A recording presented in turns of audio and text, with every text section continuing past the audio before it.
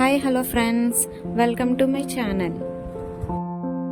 ఈరోజు బెండకాయ మసాలా కర్రీ సింపుల్గా ఎలా చేసుకోవాలో చూపించబోతున్నాను. చాలా అంటే చాలా ఈజీగా తక్కువ టైంలోనే టేస్టీగా ఈ కర్రీ మనం చేసేసుకోవచ్చు. ఈ రెసిపీ మనం అన్నంలో తిన్నా, చపాతీలో తిన్నా, బిర్యానీలో తిన్నా కూడా చాలా టేస్టీగా ఉంటుంది. మనం ఒక ప్యాన్ తీసుకొని అందులో ఒక టేబుల్ స్పూన్ ఆయిల్ వేసుకొని మనం ముందుగానే కట్ చేసి ఉంచుకున్న బెండకాయలను వేసుకొని హై ఫ్లేమ్లో బాగా ఫ్రై చేసుకోవాలి. ఆయిల్లో బెండకాయలు ఫ్రై చేయడం వలన కర్రీ టేస్ట్ అనేది బాగుంటుంది. మనకి బెండకాయలు కొన్న జిగురు కూడా పోతుంది. ఈ బెండకాయలు కాసేపు మూత పెట్టి ఫ్రై అయిన తర్వాత మనకి కలర్ చేంజ్ అవుతుంది అనేటప్పుడు మనం ఈ బెండకాయల్ని వేరే ఒక ప్లేట్లోకి తీసుకోవాలి. అదే ప్యాన్లో 2 టేబుల్ స్పూన్ ఆయిల్ వేసుకొని 1/2 టీ స్పూన్ చొప్పున శనగపప్పు, జీలకర్ర, మినపప్పు, ఆవాలు వేసుకొని దోరగా వేయించుకోవాలి. ఇవి ఫ్రై అయిన తర్వాత సన్నగా కట్ చేసుకున్న ఉల్లిపాయలు, పచ్చిమిరపకాయలు వేసుకొని ఫ్రై చేసుకోవాలి. ఇవి గోల్డెన్ కలర్లోకి వచ్చిన తర్వాత మనం టమాటాని కూడా కట్ చేసుకొని వేసుకోవాలి. మీరు టమాటాని జ్యూస్ కింద చేసుకొని వేసుకోవచ్చు, లేకపోతే సన్నగా కట్ చేసుకొని చిన్న చిన్న పీసెస్ కింద వేసుకోవచ్చు. దీనిని ఒక 2 నిమిషాలు బాగా మగ్గనివ్వాలి. ఆ తర్వాత ఇందులో ఒక టేబుల్ స్పూన్ అల్లం వెల్లుల్లి పేస్ట్ వేసుకొని మరో 2 నిమిషాలు వేయించుకోవాలి.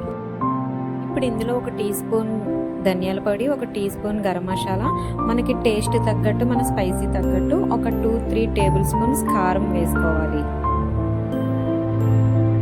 ఇలా మనం స్పైసెస్ని తీసుకునేటప్పుడు మంటని లో ఫ్లేమ్లో పెట్టి బాగా కలుపుకోవాలి.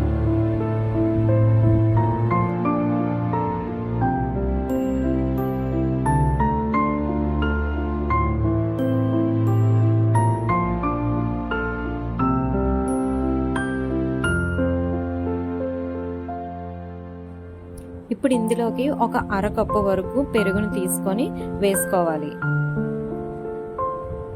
పెరుగు వేసిన తర్వాత అంతా కలిసేలాగా బాగా మిక్స్ చేసుకోవాలి. ఈ ప్రాసెస్ అంతా మనకి లో ఫ్లేమ్లోనే జరగాలి. ఆ తర్వాత మనం ముందుగానే ఫ్రై చేసుకున్న బెండకాయలను వేసుకొని మసాలా అంతా బెండకాయలకు పట్టేలాగా ఒక్కసారి బాగా కలుపుకోవాలి. ఇప్పుడు మనం దీనిని మూత పెట్టి ఒక 2 or 3 మినిట్స్ బాగా మగ్గనివ్వాలి. చూసారు కదా, ఇప్పుడు దీంట్లో మనం కొంచెం వాటర్ని యాడ్ చేసుకొని బాగా మిక్స్ చేసుకొని మూత పెట్టి మరో 2 or 3 మినిట్స్ దీనిని బాగా మగ్గనివ్వాలి. మరో 2 నిమిషాల తర్వాత మూత తీసి కర్రీని ఒక్కసారి బాగా కలిపి మనకి కర్రీ రెడీ అవ్విందో లేదో చూసుకోవాలి. మనకి ఒక్కసారి బెండకాయని మనం స్మాష్ చేస్తే మెత్తగా అవ్వాలి. అప్పుడు మనకి కర్రీ అన్నది రెడీ అవుతుంది.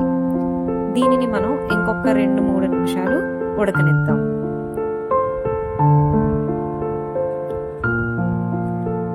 మరలా 3 నిమిషాల తర్వాత చూసుకొని ఒకసారి కలుపుకుంటే మనకి కర్రీ అన్నది పర్ఫెక్ట్గా రెడీ అయిపోయింది.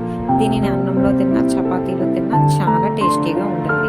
మీరు కూడా ఇంట్లో ట్రై చేసి నాకు కామెంట్లో షేర్ చేయండి. అలాగే నా వీడియోని లైక్ చేయడం మాత్రం మర్చిపోకండి.